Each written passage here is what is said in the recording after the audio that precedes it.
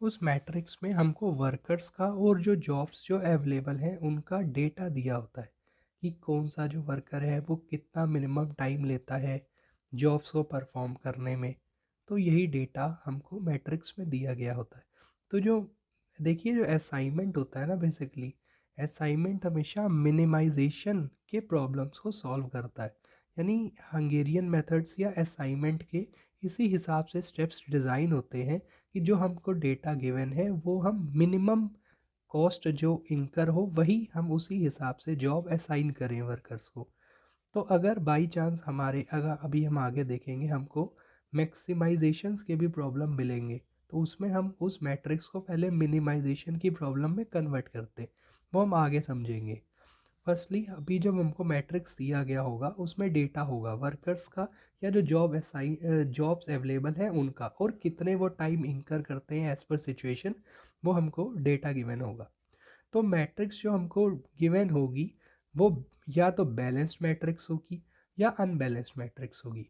Now balanced matrix क्या होती है और अनबैलेंस्ड मैट्रिक्स क्या होती है?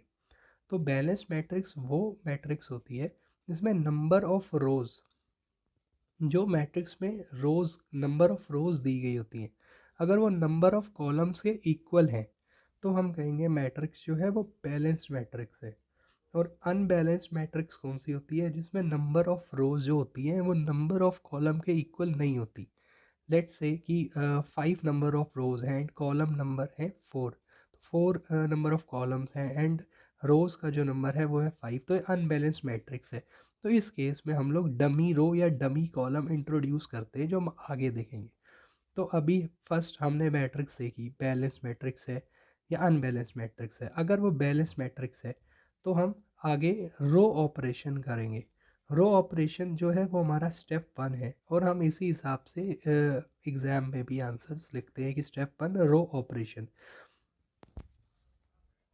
तो रो ऑपरेशंस में हम लोग क्या करेंगे, हम मैट्रिक्स की रो को देखेंगे।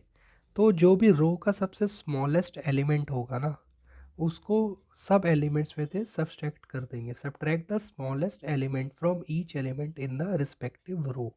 तो यहाँ हमने अपना स्टेप 1 कंप्लीट किया रो ऑपरेशन का। तो सेकंड हमारा जो स्टेप होता है वो है कॉलम ऑपरेशंस का। ये जो स्टेप्स हैं ये आपको और अच्छे से समझ में आएंगे जब हम लोग क्वेश्चंस करेंगे। कॉलम ऑपरेशन में क्या करते हैं, सेम थिंग, जो स्मॉलेस्ट एलिमेंट होगा उसको सब्ट्रैक्ट कर देंगे सारे एलिमेंट में से। Subtract the smallest element from each element in the respective column. तो ये हमारे स्टेप 2 कंप्लीट हुआ। स्टेप 3 अब हम